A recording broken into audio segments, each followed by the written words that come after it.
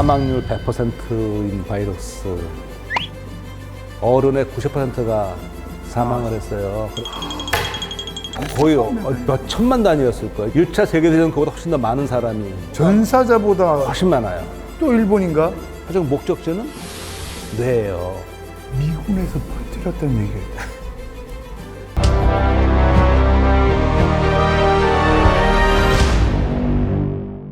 정영돈의 제목 없음 TV 티치미 오늘의 선생님입니다. 생명공학의 우리 김웅빈 선생님 반갑습니다. 반갑습니다. 반갑습니다, 선생님. 갑자기 생각난 게 네. 애들 태어나면 예방접종 맞잖아요. 네. 왜 맞아야 되는 거예요? 그게 바로 면역계 훈련시켜 주는 거죠. 얘네들은 안 좋은 애들이야. 얘네들 들어오면은 얼른 처리하고 면역계한테 딱 정보를 기억시켜 주는 거죠. 근데 그걸 안 맞으면요? 거기에 대해서는 걸려서 심하게 앓은 다음에 그때서야 면역계가 기억을 하겠죠. 일부러 접종을 맞춰서 항체를 만드는 거예요? 그러니까 예방 접종이라는 거는 우리 병 걸린 게 아닌데 마치 그거인 것처럼 기억을 딱 해주는 거죠. 네, 원래 면역계는 경험을 통해서 아까 제가 말씀드렸잖아요. 다 뚫고 들어오면은 이 경비병이 출동한다고 그 중에 하나 기억하는 거 있다고 그랬잖아요. 그래 기억세포라고 그러는데 싸우는 놈이 있고 기억하는 놈이 있고. 원래대로라면 그렇게 힘든 과정을 거쳐서 습득해야 될 걸 갔다 와서 그러다가 목숨을 잃을 수도 있고요. 근데 예방 접종을 통해서는 정말 요 주요한 얘들은 야 얘네는 정말 나쁜 애들이야. 다 기억해도? 다 기억해도 해주는 거죠. 저 예전에 그 아프리카 갈 때 황열병 주사를 맞았었거든요. 와, 저 진짜 죽다 살아났습니다. 그거는 그 생백신을 넣더라고요. 아 그래요? 예, 살아있는 균을 넣어가지고. 그러니까 약독화시킨 거, 약독화. 예, 10분의 1로. 네, 약독화해서요. 내 몸이 싸워서 이기게. 그렇죠. 그 10년에 한 번씩 맞으라는데 갈 때 되면. 어떤 거는 한 번 맞아서 되는 거 있고 어떤 거는 부스트라고 그래가지고 왜 우리도 오래되면 기억을 자꾸 분명히 까먹잖아요. 몸 모질하네. 거기에 맞춰서 어떤 경우에는 부스터가 필요하다. 어떤 거는 뭐 괜찮다. 그렇게 하죠. 근데 선생님 갑자기 생각도 그냥 미생물이니까 그냥 이게 다 포함이 될 것 같아요. 우리나라는 남들이 안 먹는 독이 있는 채소들이 많잖아요. 예를 들면 두릅, 고사리, 네, 팽이버섯. 네. 또 독소 있어서 안 먹는 것도 많던데 어찌됐든 이런 걸 안 먹으니까 이거는 우리는 먹어도 오케이인데 네. 외국인들이 먹으면 문제가 되나요? 일단 팽이버섯은 곰팡이니까 채소가 아니니까 제열한다고 치고 고사리는 독이 있죠. 그냥 먹으면. 근데 우리는 고사리를 그냥 먹지 않죠. 삶아서 말리거나 다 처리를 하잖아요. 그러니까 그 과정에서 해독이 다 된 상태로 먹으니까 이미 그걸 다 알았던 거죠. 독이 있다는 걸. 독을 제거하고 먹잖아요. 그 우리 선조들은 그걸 어떻게 알았을까? 참 신기하죠. 근데 저런 우리가 먹는 그런 그 여러 가지 채소들이 있잖아요. 네. 굉장히 중요한 게요. 우리 몸은 나만 인간 세포만 있는 게 아니고 수많은 미생물이 있잖아요. 그렇죠. 예. 얘네들도 먹을 걸 줘야 되거든요. 특히 이제 장내 미생물. 그 되게 중요하다고 요즘. 되게 중요하죠. 네. 프로바이오틱스란 말 들어보셨죠? 유산균? 유산균은 대표적인 프로바이오틱스의 일종이에요. 그러니까 프로바이오틱스라는 거는 우리말로 번역하면 유익균? 그래서 정의를 하게 되면은 살아있는 미생물로서 적당량 먹었을 때 우리 몸 건강에 도움을 줄 수 있는 이렇게 유익균 프로바이오틱스고요. 우리 장 속은 유익균만 있는 게 아니죠. 우리 사회도 좋은 사람만 있는 거는 그렇죠. 아니잖아요. 예. 늘 거기서 이제 이런 세력 간의 이런 다툼이 있을 거예요. 파벌 싸움이 있을 심하겠죠. 거예요. 근데 우리가 장이 건강하다는 것은 유익균이 전체를 그렇게 딱 잡고 있다는 거죠. 전세가 역전이 되면 이제 문제가 생겨요. 얘네는 뭘 먹고 사는 거냐? 우리 음식. 그렇죠. 네. 유익균의 먹이가 되는 거. 그걸 뭐라고 부르느냐? 프리바이오틱스. 자, 그러면서 제가 또 질문 하나 드려보겠습니다. 유익균의 먹이가 되려면은 첫 번째 조건이 뭐가 돼야 될까요? 역대 가장 지금 질문이 많으신 선생님. 유익균 뭐라고 했어요? 유익균의 먹이가 되려면 우리가 먹는 음식 가운데 어떤 조건이 하나 있어야 될 거예요. 왜냐하면 유익균은 저 장속 멀리 가 있으니까. 소화가 잘 돼야겠네. 소화가 잘 돼야 돼. 잘 되면 안 되죠. 소화가 잘 되면은 우리가 다 소화해서 우리가 다 흡수해 버리잖아요. 장이 다 먹으니까 우리가 다 흡수해버리잖아. 우리는 소화를 못하고 가야지. 유익균이 소화를 하게끔. 걔네가 먹을 수 있게끔. 대표적인 게 뭐가 있느냐? 소화 못하는 거. 우리가 왜 다이어트 할 때 많이 먹으라고 그러는 거. 닭가슴살? 고구마? 고구마도 그렇고 채소 많이 먹으라고 그러죠. 예. 거기에 주성분은 뭐가 많죠? 엽록소. 엽록소. 잠시만. 섬유질. 섬유질은 우리가 소화를 못해요. 섬유질이 뭔데요? 식물을 이루는 주 성분이죠. 셀룰로즈. 질기죠. 섬유질을 많이 먹어야 되는 거야. 왜냐하면 섬유질은 장 속에 있는 미생물들이 먹고 우리 몸에 좋은 것들을 또 만들어줘요. 섬유를 먹으면 안 되죠. 섬을 먹으면 안 되죠. 근데 이거 우리 속담에 그런 속담 있잖아요. 못 찢어지게 가난하다. 똥구멍 찢어지게. 예. 딱 나와버리네. 거기에 큰 의미가 담겨 있어요. 과학적으로. 그렇겠네. 그렇죠. 먹을 게 없으니까 채소나 국은 구황장 찌개나 막 배고파서 먹었어. 뿌리 식물 먹으니까 배는 부른데 소화가 안 되니까 나오니까 얘가 찢어. 되게 과학적이잖아. 굉장히 과학적인 속담이에요. 그럼 말 나온 김에 뭐 어그로 끌어야 되니까 섬유질이 가장 많은 채소. 잎사귀 채소 당연히 많고요. 뿌리 채소, 케일이라든지 상추, 뭐 배추, 무청, 뿌리 무에도 많고요. 섬유질. 그리고 꼭 섬유질 아니더라도 또 이게 좋은 게 하나 있어요. 이눌린이라고 해서 이눌린. 이눌린이라는 거는 저거는 섬유질이 아니고 일종의 그 당분인데 어디에 많으냐 이눌린이 마탕, 이눌린이 많은 게 더덕, 도라지, 칡 뭐 이런 거. 양파 아, 이런 데 이눌린 많아요. 근데 이눌린은 가공하면 달달해져요. 왜 양파 볶으면 달달해지죠. 그 이눌린이 이제 더 달달해지는 거야. 와 진짜 신기하다. 그러니까 희한하게 유익균들은 상대적으로 저런 걸 좀 좋아하고요. 안 좋은 아이들은 상대적으로 기름진 걸 좀 좋아하는 성향이 있어요. 예. 그러니까 우리가 항상 먹을 때 이 생각하시면 될 것 같아. 밥 먹을 때 나만 생각하지 말고 얘들도 좀 먹여줘야지. 그러니까 그렇게 따지면 진짜 우리나라의 그 쌈 문화가 되게 현명한. 굉장히 좋은 거죠. 장 건강을 위해서는 요 정도는 좀 알아두시면 좋을 것 같아요. 예. 이번에는 이 좋은 거 하나 했으니까 선생님이 내 진짜 이 미생물학 하면서 내가 진짜 공부하면 공부할수록 이 바이러스 이거는 진짜 인간한테는 진짜 개쓰레기다 진짜 이거는. 저 이렇게 이해할게요. 쓰레기 같은 거를 가장 치명적인. 오이부터 먼저 올라왔고요. 오이부터 쭉. 오이는요, 우리를 아주 귀찮게 만드는 감기 바이러스. 감기. 아주 귀찮잖아요. 매년 그냥. 근데 왜 얘네들은 더울 때는 안 나오고 조금 날이 선선하고 이게 또 영하로 떨어지면 또 이놈들이 안 돌아다닌다 그러더라고요. 예, 밖에서. 그러니까 뭐 북극에 사는 이누이트라든지 이런 사람들은 감기 또 안 걸린다 그러더라고요. 그러니까 이게 추워서라기보다는요, 일단 겨울이 되면 우리가 어떻게 되냐 하면 일단 실내에 많이 있죠. 보이죠. 환기도 잘 안 되죠. 안 하죠. 네, 안 하죠. 그러니까 누구 한 명 있으면 공기적으로 전파되기 전파되기 쉬운 환경이 되고요. 첫 번째. 두 번째가 호흡기도 다 점막으로 다 돼 있거든요. 적창에. 피부도 방어를 하지만 점막도 거기에 들어오면 딱 트랩이 돼서 잡아주는 거거든요. 근데 이게 건조해서 마르면 손상이 되잖아요. 네. 그러니까 겨울이 됐을 때는 바이러스 활동도 활동이지만 우리의 몸이 얘네가 우리 몸에 들어오게 좋은 환경이구나. 그러면 어떻게 하면 한 번씩 환기도 하시고 그렇게 할 수밖에 없는 거죠. 그러면 마스크 쓰고 자는 건 좋은 거예요? 그거는 사실 의사 선생님께 여쭤봐야 마스크를 쓰면 여러 가지가 있는 게 호흡에 또 좀 힘들 수 있으니까. 감기 바이러스는 자면서 막을지 몰라도 본인 입냄새에. 입냄새는 왜 나는 거예요? 그건 사실 주 범은 미생물인데요. 미생물은 뭐 없는 데가 아까 없네. 입술에 미생물 되게 많다고 그랬잖아요. 우리가 보통 발효, 부패 네. 이런 말 많이 쓰죠. 네. 차이가 뭐예요? 발효는 좋은 균, 네.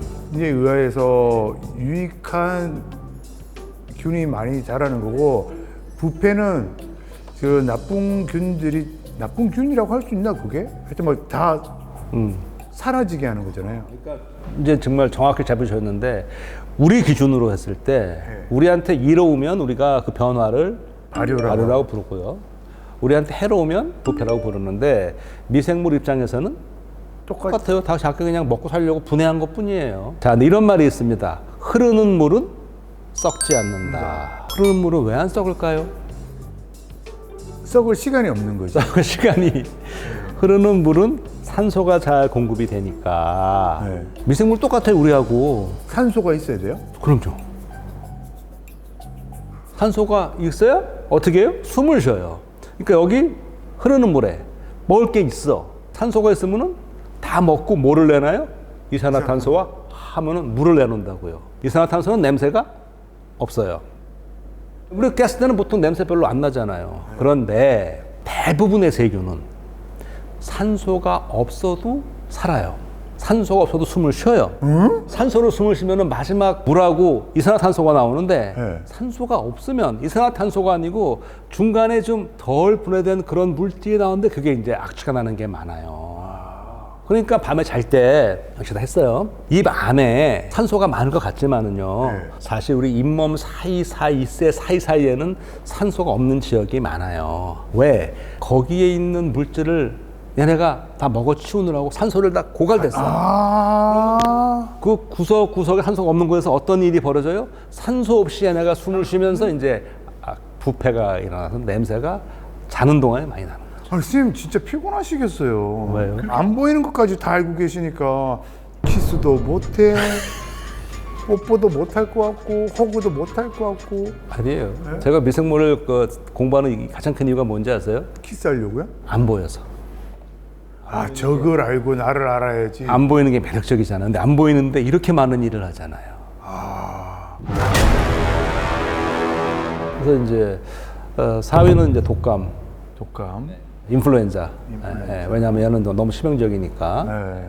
근데 이 독감으로 스페인 독감으로도 한번 방송하셨던 것 같은데 이 당시 한 몇 명 정도가 거의 몇 천만 단위였을 거예요. 그러니까 이 1차 세계대전 그보다 훨씬 더 많은 사람이 전사자보다 훨씬 많아요. 스페인 독감으로 죽은 사람이 많아요. 예, 훨씬 많아요. 아, 제가 그거는 봤거든요. 우리나라에서도 스페인 독감이 발견됐다라는 얘기.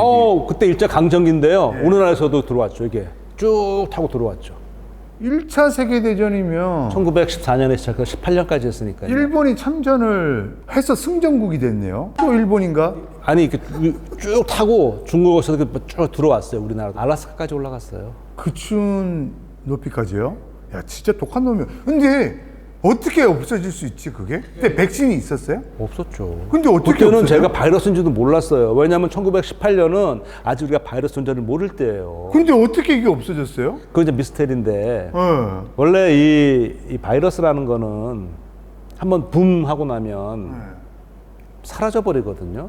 아니 그래도 이게 계속 이렇게 전파되고 어느 순간 없어졌죠. 우리나라까지 왔을 거 아니에요. 네, 그러고 없어졌어요. 울릉도, 독도 이렇게 왔을 거 아니에요. 제주도 어떻게 없어질 수가 있냐고. 제가 정확히 그거를 참 알기가 어려운데요. 그때 우리가 뭐 지금처럼 막 이렇게 격려하고 그런 것도 아닌데 그러니까요. 그냥 없어졌어요. 네. 그 저거 제가 저 바이러스의 존재를 몰랐다고 그랬잖아요. 그 당시에. 저거 어떻게 알았는지 아세요? 돌아가신 분들 이렇게 검사해 보지 않았을까요? 아까 말한 알라스카 그 지역에 100몇 명 사는 도시에 어른의 90%가 사망을 했어요. 그래서 따로따로 묻지도 못하고 한 군데에다 다 같이 묻었어요. 그러다가 1900 후반에 와서 거기는 동토잖아요. 그렇죠. 거기서 샘플링을 해갖고 와서 규명했어요. 근데 그러면 그걸 대조군이 있어야 될 거 아니에요? 꽉 기막히다. 미 육군에서 1918년 독감으로 죽은 사병의 폐 조직을 일부 보관하고 있어요. 그래서 규명된 거예요. 그럼 이게 우리나라까지 왔다는 건 어떻게 알아요? 그거는 기록으로 보관하는 거죠. 아, 그 증상이나 이런 걸 기록해놨는데 예. 1928 인플루엔자랑 예. 증상이 똑같다. 와. 아니 근데 이게 너무 신기하지 않아? 근데 어떻게 없어졌지 한 번에? 저 수학적으로 모델링 해보게 되면은요, 숙주를 필요로 하는 저런 것들은, 바이러스나 기생체들은 숙주 수가 얼마 이하가 되면 맥을 못 쳐요. 전파가 더 이상 안 되니까. 아. 그 인구에서 피해가 나왔고, 그때 우리는 이제 지금처럼 이렇게 대도시 살고 그러는 게 아니니까, 그냥 어느 시간이 지나면 얘네는 그냥 다 파괴되는, 그렇게 이해할 수 있을 것 같아요. 와, 어디서 왔을까? 쟤도 아마 원래는 동물에서 이제 해서 사람으로 넘어오게 된 거겠죠. 변이가 생겨서. 인류는 가장 최근에 지구에 등장한 동물이니까. 그러니까 생명과학 쪽에 가야 될 일이 아직 머네요. 이제 한 발 뗐네요. 그렇죠. 왜냐면 이거 진짜 또 올 수 있잖아. 백신도 없지, 어떻게 사라졌는지도 모르지. 이 인류 역사를 두고요. 이 감염병은 사실 새로운 건 아니에요. 늘 있어 왔어요. 네. 근데 옛날에 뭐 패스트 아실 거고. 흑사병. 네, 근데 과거에는 주로 이게 세균성 질환이 많았는데 최근 들어서는 바이러스가 굉장히 많아지고 있거든요. 그 긴 역사 기간 동안에 왜 갑자기 지금 이렇게 바이러스가 득세를 할까를 생각해 보게 되면 생활 양식이 많이 바뀌었죠. 우리가 이제 많이 이동하고 세계화 시대가 됐잖아요. 그리고 많이 모여 살고, 그러니까 바이러스가 한번 퍼지기에는 너무 좋은 최적의 좋은 최적의 환경이 돼버렸죠. 이제 전 세계 어디를 하루면 다 가잖아요. 아니요. 남극 관람이 2주. 아, 그렇죠. 남극까지. 그럼 이거 독감 이건 스페인이란다. 1918 이거는 지금 큰일 났네. 언제 어떻게 잠복된? 지금 이미 있는 계절성 독감은 다 얘네의 후손들이에요. 얘네는 없어졌고 얘네의 변이들이 지금 돌아다니는 아이들이에요. 홍콩 독감 뭐 이런 거 막 있었잖아요. 맞아. 얘네 후손들이에요. 아니 근데 그 전에도 독감이 있었을 거잖아요. 그 아마 있었겠죠. 근데 그렇게 대규모의 그런 기록은 없으니까 이건 기록은 남아서 아는 거고 그 전에 있었겠죠. 근데 그걸 알 수가 이렇게- 그게 정말 그 독감으로 돌아가신 건지 기록이 없으면 알 수가 없잖아요. 야, 이게 갑자기 얘기하니까 무섭네. 자, 3위는 하면 제가 좀 고민을 해봤는데요. 이거는 우리가 박멸한 거거든요. 천연두 바이러스. 천연두. 마마. 호환마마 할 때 마마. 옛날에 그 비디오 보면 옛날 어린이들은 호환, 마마, 전쟁 등이 가장 무서운 재앙이었으나 이게 우두 접종인가요? 맞습니다. 그죠? 네. 과거에는 저거 뭐 그냥 치명적이었거든요. 네. 사실 저 에드워드 제너라는 사람이 아까 맞아. 왜요? 우두 접종 말씀하시잖아요. 사실 그 1700년대에 한 실험인데 사실 지금 따지면 그게 좀 윤리적으로 문제가 있는 실험이긴 해요. 선생님 죄송합니다. 천연두가 뭐예요, 근데? 천연두? 바이러스 이름이에요? 스몰 팍스. 그걸 우리말 천연두로 번역한 거예요. 작은 영어로는 스몰 팍스. POX. POX는 뭐야? POX. 팍스. 이 팍스라는 게 이거 원래 하나로 붙여주세요. 원래 이제 팍스라는 것도 아마 라틴어에서 왔을 텐데요. 궤양 이런 거를 팍스라고 하는데 왜 저게 왜 스몰 팍스가 됐냐면 증상 중에 옛날에 그 매독두 궤양이 생기거든요, 이렇게. 근데 그거는 크잖아요, 궤양이. 근데 얘는 생기는 게 작잖아. 그래서 스몰 팍스라고. 근데 이게 왜 천연두가 됐지? 대부분 이런 용어들은 우리가 이제 일본을 통해 들어서 된 건데 저건 제가 거기까지 생각을 아직 안 해봤네요.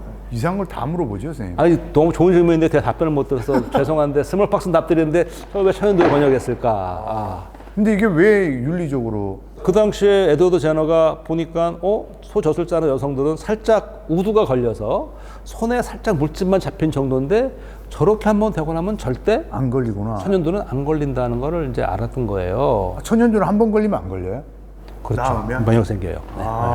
그래서 우두 고름을 살짝 묻혀서 어린 남자아이에다가 살짝 스크래치를 해서 아이가 우두에 걸렸잖아요. 누구 그냥 길거리 가는 아이? 그 아이 이름 있어요. 예. 누구 어떤 관계인지 모르겠는데 제가 듣기로는 지명이었는데 무슨 하인의 아들이었던 것 같아요. 지금으로 따지면 굉장히 문제가 심각한 거고 이거 인체 실험이 그럼요. 예. 근데 다행히도 회복이 됐고 이제 안 걸렸죠. 생백신을 아주 조금 넣어서 스스로 이겨내게끔. 그렇죠. 그러니까 이게 사람 게 아니고 소에. 근데 얘가 비슷하니까 이제 우리 면역계가 기억을 했다가 실제 천연두 바이러스가 들어와도 이거를 잡을 수 있게. 근데 선생님 제가 궁금한 거는 천연두로도 사람이 죽었나요? 옛날에 많이 죽었죠. 많이 죽었죠. 치명적이었죠. 그리고 회복해도 아시겠지만 얼굴이 이렇게 얽어서. 그 말은 곰보라고 해서. 요즘은 이제 그것도 이제 그 비하어라 말은 못 쓰지만 이렇게 돼 있잖아요. 네. 과거엔 뭐 소보로빵을 막 그렇게 부르고 막 그랬잖아요. 맞다. 곰보빵이라고 맞아. 그때 치명적이었는데 얘는 박멸했어요. 인류가 최초이자 유일하게 박멸한 바이러스가 천연두 바이러스예요. 천연두밖에 없어요? 그밖에 없어요. 아마 제 생각에는 이게 마지막일지도 몰라요. 근데 선생님 제가 오늘 기사를 봤는데 천연두를 구하기 위해서 요즘 노력하고 있다. 예, 이게 박멸됐어요. 자연 생태계에서는. 그런데 이게 보관하고 있는 곳이 있어요. 미국? 구소련, 지금은 러시아죠. 그리고 미국은 실험실에서 보관하는 차원에서 근데 그게 왜 되게 귀하다고 들었는데? 저게 나쁜 맘을 먹으면 변이를? 아니요. 변이가 아니고 요즘에 사람들은 접종을 안 받았잖아요. 그 다음은 얘기 안 해도 아시겠죠. 없어졌으니까 그렇지 백신을 맞을 필요가 없지. 네. 그러니까 면역이 없는 거네. 그렇죠. 후덜덜. 자, 2위 먼저 가보겠습니다. 예, 제가 2위는 좀 고민하다가 공동 2위 할게요. 네, 공동 2위. 박빙인데 하나는 에볼라고요. 예, 에볼라를 한 이유는 너무나 저는 급속 치명적이어서 네. 하나는 에이즈. 에볼라는 많이 들어봤어요. 네. 서아프리카 쪽에서. 아프리카 저 에볼라가 강 이름이에요. 에볼라 강. 아. 에볼라 강. 네. 과거에는 새로운 미생물을 이렇게 처음 분리하면 그 지명을 붙이는 게 일종의 관례였어요. 근데 지금은 그렇게 하지 말라고 그래요. 그러면 그 지역이 이상해지니까. 그렇지. 지금 그래서 코로나19 이렇게 붙이는 거예요. 에볼라 바이러스는 아까 이 5위에 있는 감기 바이러스와는 정반대야. 쟤는 좀 미련하다고 그럴까? 급성으로 들어가면 사람이 그냥 막 다 내 피 나와서 그냥 금방 죽게 되거든요. 근데 쟤는 자연에서의 숙주가 과일 박쥐가 갖고 있어. 근데 과일 박쥐는 괜찮아요. 박쥐 얘네들 진짜 웃긴다. 근데 박쥐는요 되게 이로운 아이들이에요. 박쥐 종류가 되게 많은데 흡혈박쥐는 뭐 단 4종인가 밖에 없을 거예요. 그 많은 박쥐 종 중에. 박쥐들이 제일 많이 먹는 게 뭘 먹느냐? 한 거의 뭐 3분의 1? 다 절반 정도가 곤충을 먹죠. 박쥐가 엄청난 해충을 다 먹어주는 거예요, 밤에 나와서. 그리고 과일 박쥐처럼 애들이 꽃꿀 먹고 수분도 해주고 굉장히 중요한 역할을 많이 하는데 이렇게 막 날라주고. 네, 과일 박쥐 보면 되게 나름 귀엽게 생겼어요. 잠시만요, 선생님. 과일 박쥐 한 번만 찾아봐도 되겠어요? 나름 귀여워요. 정말 귀여워요. 과일 박쥐. 얘요? 야, 이거 너무 큰 애고. 이거 엄청 큰 박쥐 있어요. 사람만한 거. 1m 70 네, 초대형. 그런 애 있어요. 큰 애. 예, 선생님 어디가 귀엽다라는 거죠? 아니야, 얘 아니야. 좀 이쁜 애 찾아보세요. 요런 아이들은 좀 그래도. 요 애들은 뭐 조금. 근데 이제 에볼라가? 거기가 원래 자연의 숙주로 있는데, 그냥 박쥐는 별 문제 없고요. 네. 저쪽에 사는 사람들이 과일 박쥐를 고기로 먹거든요. 이 음식 문화는 그쪽에 문화니까 인정해야 되나 보는데, 덜 익어서 감염되기가 쉽잖아요. 근데 문제는 그 지역의 그 장례 풍습이 에볼라 강가에 가서 시신을 잘 씻어서 하는 게 자기가 도리라고 생각을 하는 거예요. 애도하는 거라고. 장례 문화가. 근데 에볼라 바이러스 감염으로 돌아가서 온통 바이러스인데 그걸 에볼라 강에 또 씻으면 거기서 다 그걸 뭐 식수도 쓰고 다 하는데 확 퍼져나가잖아요. 그래서 지금은 이제 안 하죠. 그래서 이제 에볼라 바이러스는 팬데믹은 될 수가 없어요. 왜요? 너무 급성으로 와서 거기서 딱 그냥 나와버리니까. 근데 치명률은 굉장히 높죠. 그래서 제가 놓은 거고, 에이즈는 아시겠지만 후천성 면역 결핍증 일으키는 바이러스잖아요. 얘가 들어와서 우리 면역 기능을 약화시켜 버리는 거니까 저 바이러스 때문에 직접 사인이 아니고 면역 기능이 떨어지니까 다른 거에 들어왔을 때 이제 합병증으로. 그렇죠. 그게 더 이제 주어가 되는데 80년대에 처음 이제 보고가 됐고 매직 존슨, 프레드 머큐리. 프레드 머큐리 맞아. 그래서 이제 그렇게 알려지면서 지금 뭐 약도 있고 한데 여전히 우리를 괴롭히는 그런 건데 이게 동성 간의 그 남자 뭐 그것도 그렇고 뭐 이성 간에도 아주 은밀한 접촉 아니면 수혈 뭐 이런 경우를 되었으면 되는 거니까. 그러면 그도 잘못 알고 있었나 보다. 에이즈는 남자와 남자 간의 그 성관계에서만 없는다고만 알고 있었는데 남자와 여자 간의 그게 처음에 발견된 것이 남성 동성에 대해서 많이 발견돼서 됐고 이거는 뭐 다 걸릴 수 있죠. 이 에이즈는 지금은 근데 약이 있어요. 에볼라는 너무나 강력한 그런 거라서 제가 2등에 걷고 얘는 반대로 지금 어느 정도 자리를 잡아가고 있다는 표현을 쓸까? 약도 있고 하니까 그냥 그렇게 되면서 이제는 과거처럼 여기에 대해서 사람들의 경각심이 조금 뭐 준다고 그럴까? 그러니까 이건 다른 얘기지만 최근 들어서 뭐 일본도 그렇고 우리나라도 이 매독이 막 증가하는 추세라고 뉴스 나오잖아요. 네.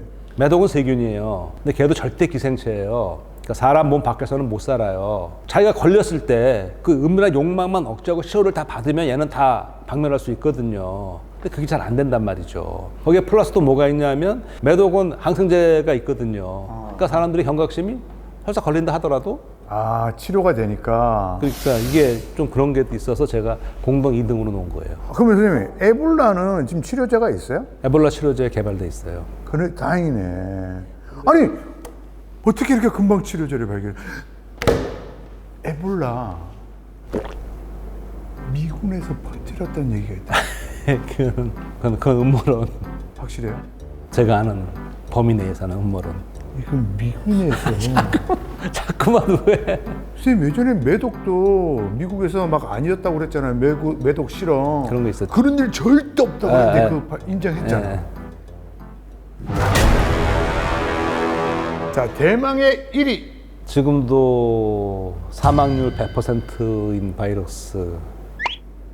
단 치료 적기를 놓치면. 그럼 치료제는 있다는 얘기는 맞습니까? 네. 되게 익숙한 거예요. 저도 걸렸었나요? 걸리시진 않았을 거고요. 봄 이럴 때 지자체에서도 이거 예방한다고 산에다가 뭐 이렇게 갖다 놓고. 뱀? 꽃가루! 알러지인데? 바이러스인데. 사랑의 바이러스?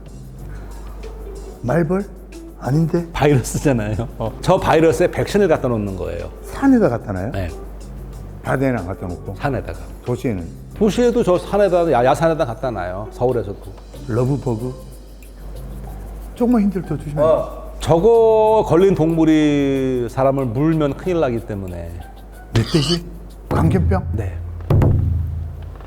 저 바이러스가요, 제가 왜 1등 났냐면 거의 모든 병원체들은 혈액, 피를 타고 이제 온몸을 퍼져나가거든요. 네. 광견병은 그 견자가 들어와서 개만 걸리는 거 아닙니다. 온열 동물은 다 걸려요. 걸린 아이들이 사람을 물면 침을, 거기 바이러스가 많거든요. 딱 들어와요, 조직 안으로. 그럼 얘네는 피를 타고 이동하지 않아요. 처음에 물리고 나면 이제 증상 별로 없죠. 뭐 잠깐 거의 약간 좀 욱신욱신한다 지나고 나면은 증상 없어요. 그냥 물린 것처럼. 그냥 물렸네. 근데 얘는 그때부터 굉장히 천천히 신경을 타고 이동하기 시작해요. 신경이라면 뭐 그러니까 신경을 이렇게 생각하시면 돼요. 뇌가 있죠. 예. 중요하죠. 예. 뇌가 척수로 이어지죠. 이렇게 뇌와 척수를 합쳐서 중요하니까 그게 중추신경계, 중추신경. 그리고 몸에 다 퍼지는 거는 말초신경. 아, 근데 이놈이 어떻게 돼요? 말초신경이 들어갔어요. 네. 얘가 말초신경 어디든지 간에 최종 목적지는 뇌예요. 서서히 말초신경을 타고 뇌를 향해 가는 거야. 시간이 걸리죠. 이거 잠복기가 짧게는 뭐 며칠, 몇 달, 길게는 몇 년도 걸려요. 어디를 물리냐에 따라 달라. 머리에서 멀수록 늦게 올라오죠. 예. 예. 우리 면역계, 항체들은 어디에서 다니고 있어요? 혈액에서 다니고 있단 말이에요. 네, 피에서. 예. 신경에는 얘가 없단 말이지. 아, 방어하는 놈들이 없어요? 경비병이 다니는 길을 피해서 숨어서 서서히 가는 거죠. 계속 낮은 포복으로 이렇게 가는구나. 신경을 타고 천천히. 그래서 우리가 그걸 모르고 뇌까지 들어갔다. 그러면 지금도 힘들어요. 뇌까지 가면 어떻게 되는데요? 뇌 문제 생기니까 뭐 호흡이 멎을 수도 있고 여러 가지 뇌가 다치게 되니까 이제 그 전에 해야 돼요. 얘는 워낙 느리기 때문에 물린 다음에 백신을 맞아도 방어할 수 있어요. 아, 짐승한테 물렸다. 무엇이든지 간에 그 항온동물 그러면은 즉시 병원에 가서 내가 동물에 물렸다. 그것만 안 놓치면 돼요. 근데 왜 뇌까지 가면 그 뒤로는 치료자가 안 되는 거예요? 뇌는 워낙 그 중요한 곳이기 때문에요. 그러니까 블러드 브레인 베리어. 우리말로 블러드 브레인 베리어를 뭐라 하더라? 그러니까 약이 못 올라가게. 예, 딱 막이 굉장히 걸러주기 때문에 거기까지 들어갈 수 있는 게 그렇게 많지가 않아요. 광견병 바이러스는 대단한 놈이네. 그리고 얘는 숙주를 조정을 해요. 광견병 걸리면 물을 무서워하거든. 그러니까 공수병이라고도 부르잖아요. 왜 무서워하지? 웃긴다. 바이러스가 조정하는 거예요. 걔들은 막 침을 물에 다녀요. 침에 바이러스 무지 많거든요. 물 하면은 다 씻겨나가잖아, 바이러스. 아, 약간 좀비스럽게 만드는 거지. 약간 좀비스럽잖아. 와서 막 물고 막 그러니까. 그렇게 하고 또 침투한 다음에 가는 방법도 굉장히 교묘하잖아요. 그래서 제가 1위에 놓은 거예요. 그러면 진짜로 제가 광견병 걸렸어요. 막 쌤 물었어. 그럼 쌤한테도 얼마야? 아마 사람이 걸려서 무는 경우는 제가 들은 건 없을 것 같은데 예를 들어. 만약에 침으로 나온다면 저한테 들어오겠죠. 그러면 키스를 했어. 이론상으로는. 그럴 수 있다는 얘기네요. 그러니까 중요한 거는 짐승에 물리면은 반드시 병원에 가서 검사 받아야 한다는 거죠. 그러면 좀 말이 좀 바꿀 필요는 있겠다. 이게 광견이라고 하면 개만 조심할 거잖아요. 다 돼. 광 뭐라 하시려고. 예를 들면 항원동물병. 항원 너무 길잖아요. 개한테만 너무 억울하잖아. 그렇죠. 예, 뭐 삭도 있고, 그렇죠. 너구리도 있고, 고양이도 있고 다 되죠. 멧돼지도 고양이 있고 다 하는데 일단은 요거는 댓글로 달아주시기 바랍니다. 강땡병 한번 달아주시기 바라겠습니다. 이렇게 해서 오늘 선생님하고 잠깐 얘기를 나눠봤습니다. 사실은 더 이렇게 좀 여쭤보고 싶은데 선생님이 지금 눈이 많이 빨개지셨어요. 이게 기뻐서. 괜찮아요. 예? 괜찮아요. 왜냐면 선생님 모르시는구나. 저희 채널은 한 번으로 끝이 아닙니다. 그래요? 이거 오프닝입니다, 선생님. 네. 진짜로요? 그럼요. 2번, 3번 나오신 분들도 많습니다. 그렇구나. 그렇구나. 그렇구나. 정확하게 제가 다시 한 번 말씀. 네. 아직 선생님 얼마나 많습니까? 꿀 같은 바이러스, 개쓰레기 같은 역대급 세균. 사람을 구하는 바이러스도 있어요. 그런 것들이 쭉 이제 이 카테고리 하나인 겁니다. 왜냐면 독감이나 천연두나 에볼라나 이 광땡병도 전부 다 기승전 스토리가 있을 거잖아요. 네. 지금 표정이 왜? 나 너무 기쁘고 이렇게 이해해 주는 게 너무 뿌듯해요. 왜냐하면 많은 분들이 미생물 뭐 있냐고 그러는데 이렇게 일일이 하나 해주시니까. 네. 오늘 가볍게만 3시간 정도 이렇게 오프닝을 함께 해봤는데 어떠셨습니까, 선생님? 사실 처음에 올 때 정말로 그냥 아무것도 없다고 해서 긴장 반 기대 반 왔는데 재밌게 이끌어서 감사하고 너무 재밌었고요. 그리고 끝에 이게 이제 오프닝이라 그러니까 저도 꼭 드리고 싶은 말씀이 미생물을 저는 어떻게 부르냐면은 결국 작은 미자거든요. 하찮다는 작은 미생물, 하찮은 미생물. 미생물은 아름다운 미생물로 보이기도 해요. 아름다운 미생물 얘기 그리고 맛있는 미생물도 있습니다. 구독자 여러분들, 김웅빈 선생님 스스로 또 나오겠다라는 이렇게 아름다운 마무리가 어디 있습니까? 지금까지 정인돈의 제목 없음 TV 티치미 감사합니다, 선생님. 고맙습니다. 아이고 고맙습니다. 선생님 정말 감사합니다.